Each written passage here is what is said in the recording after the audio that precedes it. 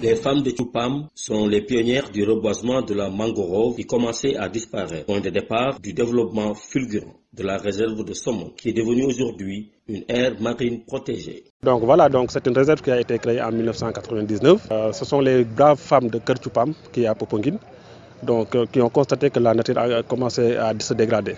Donc voilà, ils ont commencé à faire des reboisements. Donc c'était en 1999.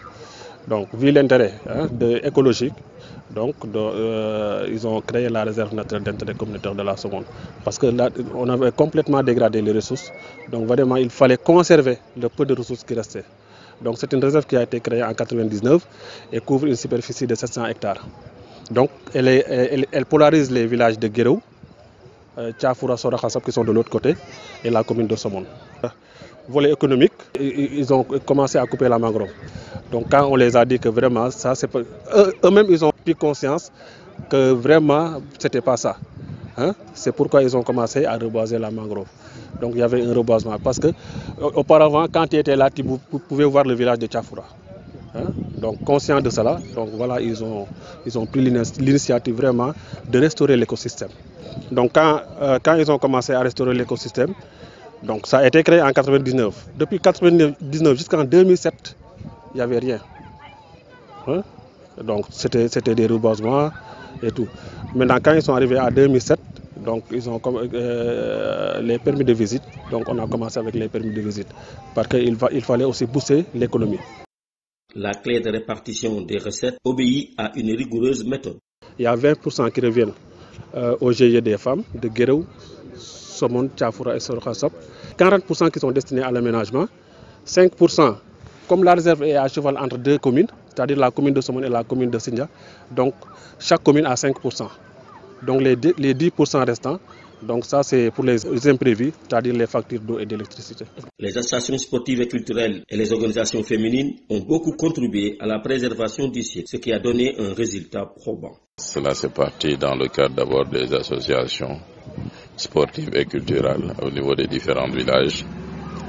Et nos mamans nous ont impliqués dans leur politique de restauration. Parce qu'à vrai dire, la réserve est née à partir de Kër Tchoupam, la réserve naturelle de Popenguine. Donc nos mamans allaient reboiser et nous on les accompagnait. Donc dans le but de restaurer ce site qui était complètement dégradé. Dégradé comment? Grâce à l'action de l'homme.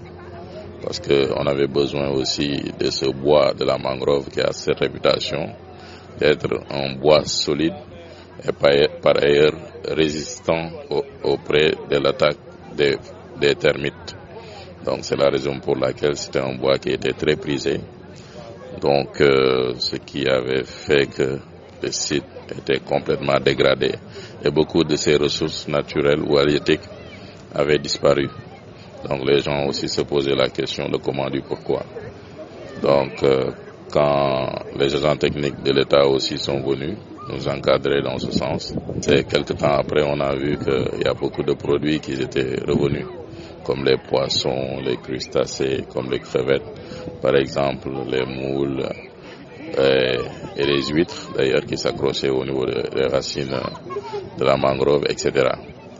Donc c'est dans ce sens qu'on s'est impliqué d'une manière naturelle, après aussi des années de sensibilisation pour s'engager dans le cadre de bien préserver cette lagune. Les restaurateurs affectés par la Covid-19 se réjouissent de la reprise des activités. Quand on dit la destination Somone, je pense que si ce n'était pas cette réserve naturelle, bon, moi et les autres ou les hôtels ne seront pas là. C'est comme on dit Saly, la particularité de Saly, c'est plage et c'est sable fine, quoi. Donc la particularité de la destination Somone, de chez Rasta, c'est la réserve, c'est la lagune. Disons, avec cette pandémie depuis ce mois de mars, il y a des hauts débats, mais nous réjouissons de voir aujourd'hui que bon, les choses commencent à bouger malgré la pandémie.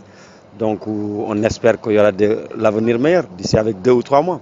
Si les populations sont impliquées dans la gestion du site, certains affichent leur mécontentement. Lagune bi gisuñu suñu bopp